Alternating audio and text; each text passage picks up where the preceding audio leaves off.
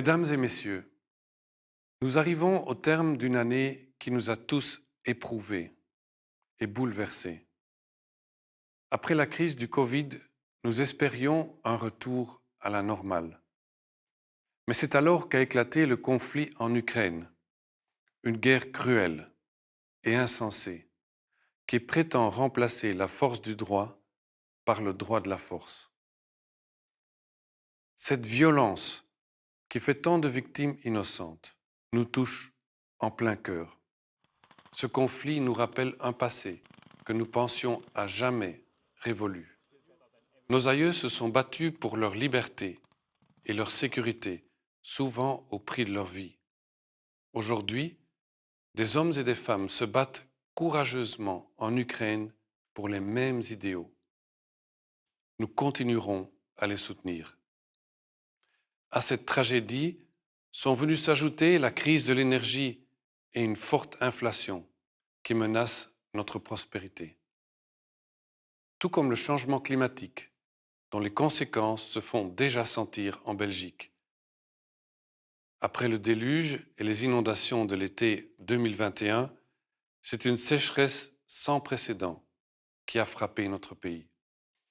Toutes ces crises peuvent nous décourager et mener à des sentiments d'impuissance et d'angoisse. Il faut pouvoir les entendre et redonner de l'espoir à ceux qui perdent courage. Les défis auxquels nous sommes confrontés ne connaissent pas de réponse simple. Mais nous trouverons des réponses grâce à notre créativité et à notre persévérance. Il y a de bonnes raisons de croire en l'avenir. En Belgique, nous avons la chance de vivre dans une société démocratique qui, même si elle n'est pas parfaite, reste solide. Une société dans laquelle ont été progressivement mises en place des mesures de soutien, des filets de sécurité pour ceux qui en ont le plus besoin. Enfin, l'histoire porte un message de confiance. Elle nous apprend que nous sommes capables de surmonter les crises les plus difficiles à condition de le faire ensemble. En effet, notre plus grande richesse, ce sont les liens que nous tissons.